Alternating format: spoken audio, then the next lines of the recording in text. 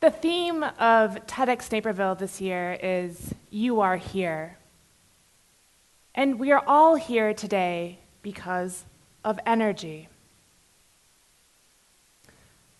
Yet for something that we use and rely on every single day, energy remains a very abstract and oftentimes elusive concept for most of us.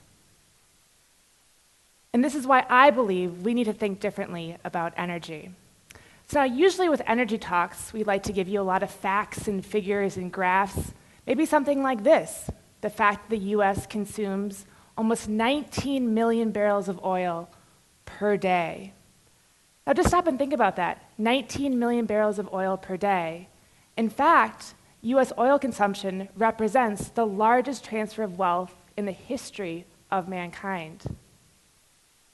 I find that both remarkable and sobering.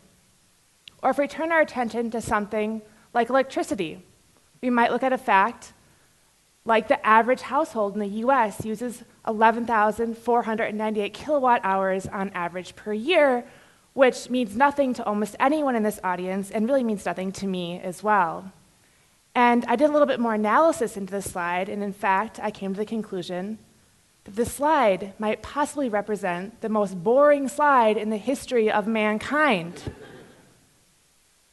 Or I could show you something like this, a chart that shows you the impact of your energy decisions on the world.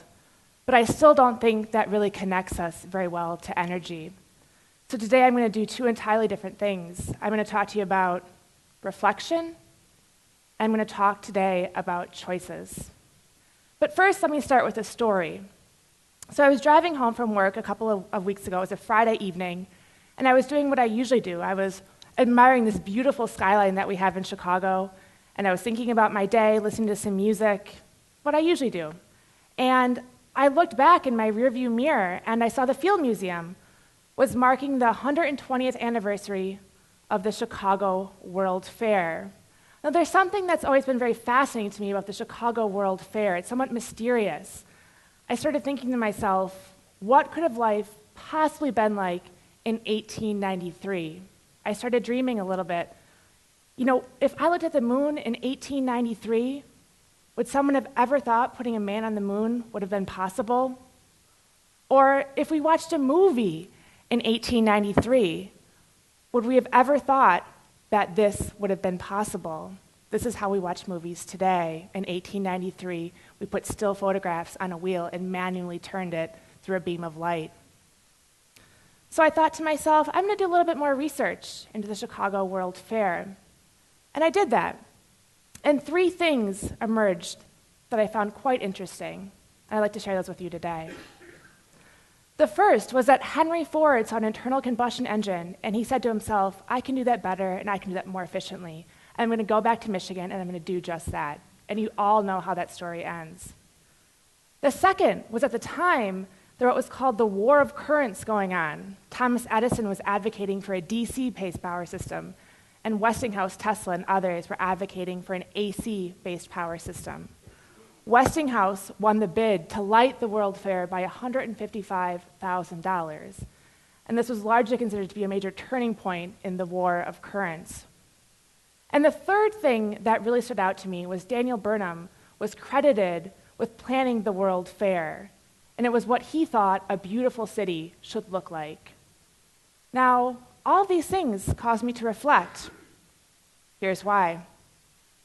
If Henry Ford came back today, nothing on the vehicle would look familiar to him except for the gas tank.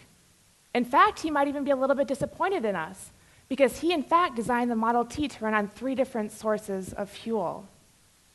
If Westinghouse came back today, he would absolutely be amazed by the complexity and the size of our grid, but he would recognize the AC-based power system that all of us rely on.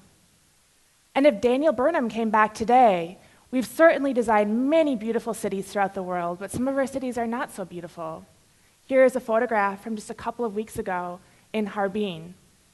It was a city of about 11 million people. It was completely shut down because of smog. Schools were closed, businesses were closed. They even said, we won't cite drivers for running red lights because you can't see the red light. So where are we at in 2013? Well, the energy landscape is changing, and it's changing significantly. I'll share with you 4 points that I think are changing right now. This year, the US is set to surpass Saudi Arabia and Russia to become the world's largest oil producer. Number 2, natural gas is now abundant and cheap in the United States. And alternative sources are increasingly coming online as the technology improves and the costs go down. And unprecedented levels of people are moving to urban environments, and they're demanding transportation fuel and electricity at levels humankind have never experienced before. In fact, we recently just reached a point where now more people live in urban environments than rural environments, and that trend is expected to continue. So I said I'd talk a little bit about choices. Let me talk now about choices. But here's the thing when it comes to energy and choices. We really have little to no choices. I'll explain why. 97% of our vehicle fleet in the US depends on a petroleum-based product. Now, oil is bought and sold on a global market. And if we want to understand global markets, we can think of something as simple as a swimming pool. That means if we put more water into the deep end, that impacts the swimmers on the short, on the shallow, and the deep end fairly equally. That means no matter how much we produce, to some degree, we'll continue to import prices. We looked at the electricity grid. Most of your homes look something like this. If you want electricity, you have a socket, you plug it into the wall. That's your choice. It's a one-way street. You have no way to communicate with the grid. We can think of it like this. We can think of it as a one-way street, and in fact, it's not just a one-way street, but it's a really old one-way street. It's aging. We're expecting it to do things that it can't handle. If we turn to cities for a second, here is a NASA image of Beijing in 1977 and 2011. The blue areas represent areas of urbanization. You can see this is massive change in a relatively short amount of time. And why does this matter? This matters because of science. We know that what happens in Beijing doesn't just impact people in Beijing, it impacts the entire world. So when we think about energy, some of this is so overwhelming, it's hard to think, well, what do I do as an individual? Now, I don't want to oversimplify energy and what we can do about energy because it's a very complicated situation, and there are many factors that go into energy. But today I'd like to submit to you one thing. I believe that if you're a consumer and you have one choice, you tend to blame the world. You say, well, it is what it is, and what can I do about it? Yet, if you have multiple choices, you tend to blame yourself. So let's think about it this way. If I want to fly from Chicago to Houston next week, and I only have one choice, it's a flight at Monday at 6 p.m. for $300, and they assign me a seat, I take it, I'm happy. If I go online and I find that I have a choice of 60 different flights at different times and layovers and prices and window and aisle and first class and coach, if I think I made the wrong decision, I now blame myself for making the wrong decision. So why is this so important when it comes to energy? Well, this is fundamental when it comes to energy because I believe that energy is one of the most consequential choices that we as humans make. I think we should feel the impact of those choices. So let me give you some evidence of why I think we need to think differently about energy. Here are the questions that we tend to ask about energy. Gas prices go up and down. We're typically on a crisis or response or complacency mode. We ask questions like, why are gas prices so high? I can guarantee you this will happen again as soon as gas prices go back up again. This is the entirely wrong question to be asking. We need to be asking questions like, why does my car only accept gas? Or why don't we have affordable choices of vehicle fuels? These are the questions that we need to be asking. We're asking the entirely wrong questions when it comes to energy. If you want more evidence of this, do something very simple. Fill up your gas tank next time you go to the grocery store. Walk down a supermarket aisle. We as American consumers demand choices in almost everything that we buy, in a lot of choices. And then go to the fuel pump. You essentially have one choice. Is that okay with you? So we've looked at 1893 at 2013. Let's talk a little bit about where I think we can go in the next couple of years.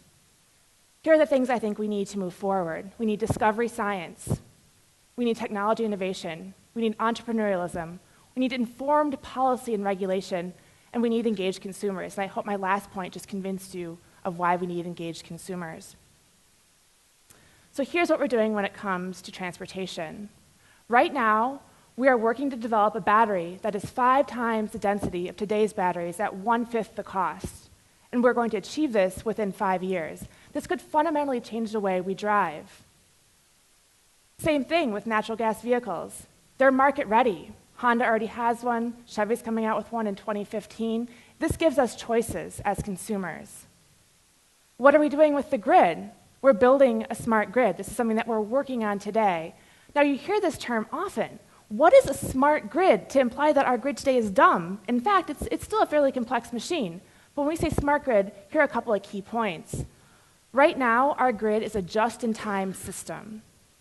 What we need is ability to store energy when we need it. So for instance, right now, when you have excess wind energy, you either start seeing negative pricing or we just shut it off and throw it away altogether. This really doesn't make any sense. We need energy storage to make our grid more effective. To make our grid more effective, consumers need to start having choices. In a smart grid, you could do that. You could start to actually decide what kind of electricity you want to buy and for what price. That would fundamentally change the way we think about energy. And what are we doing about cities? Well, here is a picture. On your left side, you see an actual image of a site called Lakeside, and here's an artist rendition of what the site might look like in the future. We are working with a number of partners to look at the site a little bit differently and plan cities in a different way. When my colleagues and I started talking to the urban planners and developers of the site, we found a couple of really interesting things. They said to us, we're really comfortable and we're used to working to develop sites at 30 to 50 acre scale. But at 600 acres, we really just don't know. We don't really know how to do this. So we're bringing to bear our computational tools and our decision support tools to look at the site a little bit differently. A really key point to this site is typically these sites are planned so we look at systems independently. So we plan for energy, we plan for transportation, we plan for water, we plan for air quality. What we want to do with this site is look at this entirely differently. We want to say, if we pull an energy lever and we plan it a little bit differently, how does that then impact the air quality? We want to do that in a more real-time way. We think this could fundamentally change the way we think and plan cities. And one key takeaway of this is that we start looking at this as an energy system and not just as single sources or as single issues. We look at it as an energy system. And what do I think is most exciting about all of this? Well, what I think is most exciting about all of this is I believe and I'm convinced that in 120 years from now, we'll look back and say, wow, I can't believe things worked like that in 2013. And I think we'll do this if we push science to its limits. I think we'll do this if we engage consumers. I think if we do that, we'll do what we've done since before 1893. We'll innovate our way to a bigger, brighter, and better future. So where does this all leave us? Well, this is critical for all of us because energy is at the very foundation of our economy. It's a critical aspect of our national security. And if those two reasons aren't enough, it's the way that we'll leave this world that we all share. So I'd like to finish today by leaving you with a question. Are the choices that we have in energy leading us to a more energy-secure future? Thank you very much.